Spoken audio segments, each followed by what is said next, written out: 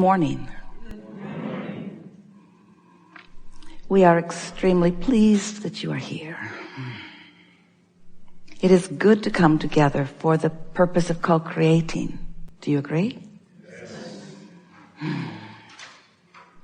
You are knowing what you are wanting. A changing thing, yes. An evolving thing. An expanding thing. That's a good thing. You are enjoying having desires that aren't fulfilled. Oh, they're our favorite. Those are our favorite.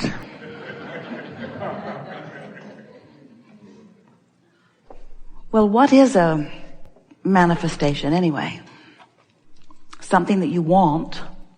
Is it necessary that others see it for it to be? Have to think about that, don't you? Did you ever want something and discover it privately and just keep it to yourself? Did you ever have a secret about something special? Or is it important that everybody else be in on it with you? Kind of makes you wonder what your desires are about. Are you showing off with them? Are you entertaining others with them? Or is a manifested desire a completion of something that you've set into motion? Why is a desire satisfying? Is it because others can see it and then understand your value as they see your manifestations? If you have more toys, are you a better person? Just wanting to stimulate a little thought about why you may want what you want. Because we know how you felt about it when you decided to come forth. We know that you saw the manifestation as evidence and culmination of aligned energy. That it was to be evidence of your creative experience. But you didn't plan on using manifested desires to make statements of who you are, because you already knew that. So it wasn't to gather a pile of manifested assets in order to look good to others who had various size piles of assets. Everything that you wanted from your non-physical perspective was about focus. It was about the thrill of focus. It was about the satisfying feeling in alignment of thought. It was about connecting to the energy stream that creates worlds and focusing that same stream in the direction of your choices, understanding that a focus is all that was required. That all you had to do is decide and hold a steady focus, and steady is the operative word in this sentence, a steady focus that would then naturally, inevitably gather around itself, because law of attraction is a very powerful thing. Activate a thought, don't dilute it with contradictory thought, hold it steady, and it must become more. And eventually, in the becoming, it will manifest so that others will see it. But if early on in that process you are measuring what's manifested and others' point of view of it, and if it hasn't manifested to the degree that they can see it, or if you manifest something that others don't approve of and you care, then without meaning to, you water down, you dilute that energy stream. And so the manifestation is slower to come. And most important, your experience in the process isn't satisfying. And then you begin to wonder, what's it all about? Why am I doing what I'm doing? Are my goals and dreams and hopes valid? Or do I need to measure them against all others to see how they stack up? And if I find myself on the approved list of desires, then how do I ensure that I will receive them? And who do I ask about how well I'm doing? And who gets to decide who gets the juice today? Is it available to all of us? Or is there a quantifiable pile of energy stream juice? And if somebody else is needing it more than me, should I hold back and deprive myself? Well, we've sort of stated here the questions that we hear from so many humans who are, for one reason or another, not allowing themselves the steady stream of manifestational evidence of their focused energy. Do you know that you are a vibrational being primarily? Kind of hard to note that when you are able to translate your beingness, your vibrational beingness, into so much stuffness. You see and hear and smell and taste and touch so well that it's easy for humans to forget that they are vibrational because they want to categorize the physical world that they can see and hear and smell and taste and touch as reality, as material reality, as the real life, where non-physical things not yet manifested or things that are thought in nature primarily, they want to call those non-physical or non-real or non-evidence. Consider this. So you get it, that the reason that we would encourage you to meditate is because you might have some busyness going on in your vibration that isn't serving you, that if you were to meditate, it would soften it and you'd be in a better place. And you also get it that if you're being really specific about something that you don't believe, that you're sort of shooting yourself in the foot. So being more general is a good tool.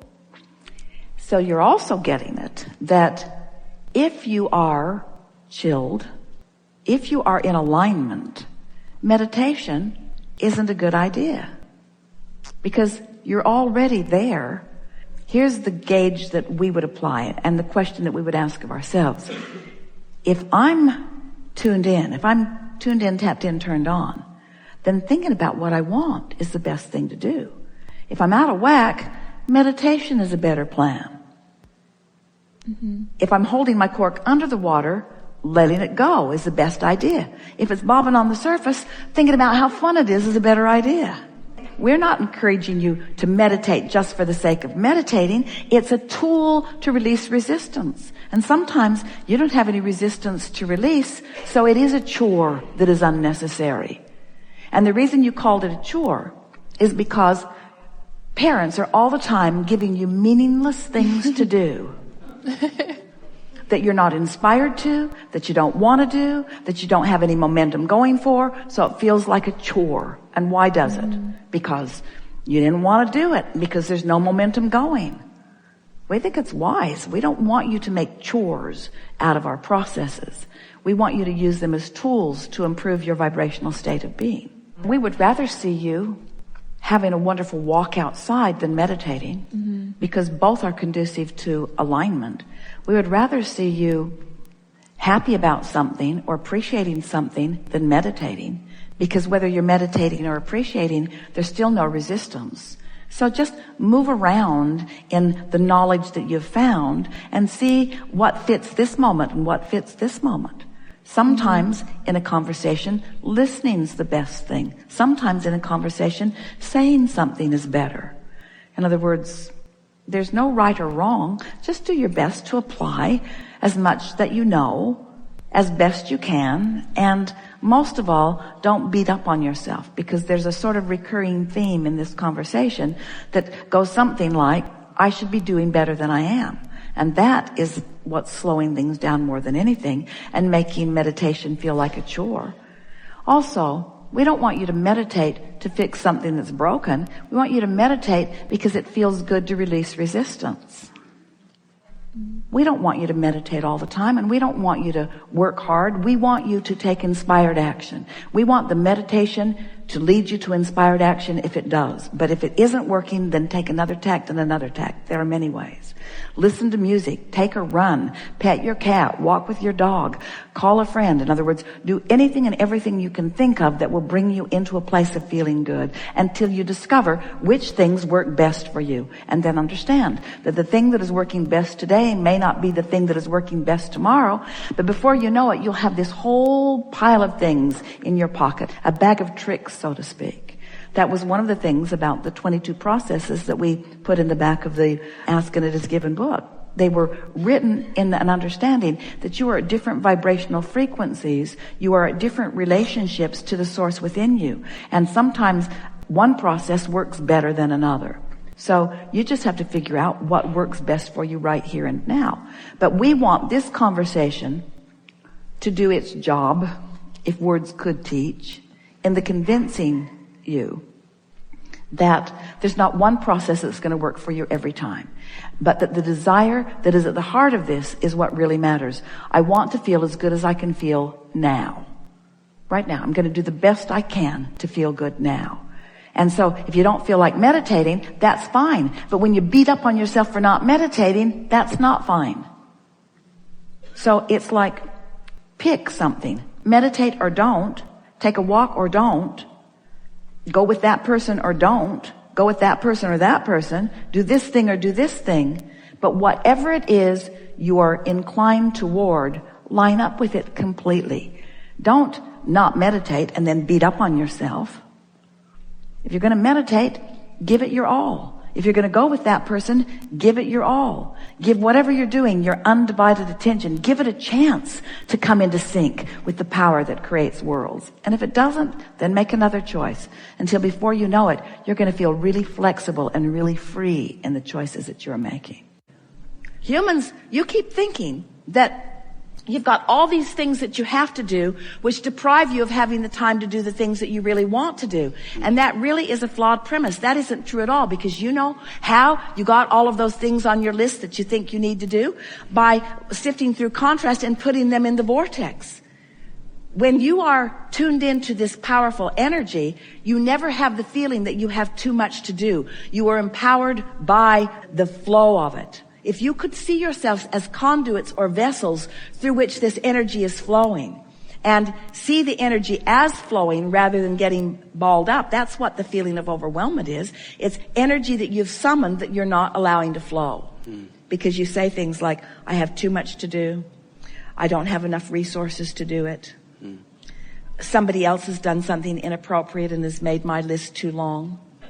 Somebody's not been taking care of business. In other words, there's always negative emotion attached to the thought that is the slowing of the energy. Isn't it interesting that everything that you bring up, no matter what it is, we tell you it's all about the same thing. Yeah. It's all about the same thing. It's that you ask for energy and therefore summoned it, but you're thinking a thought on a pretty regular basis that isn't letting the energy that you've summoned flow. And then you give thousands upon millions upon billions of excuses that seem to explain your unhappiness when there's really only one viable answer. I summoned energy and then I blocked it. So we think, for the next 10 years, everyone who came into the seminar, who came to the chair, who said, Abraham, blah, blah, blah, blah, blah, blah. If we would say, we love you very much, but you've summoned energy that you're blocking. Next.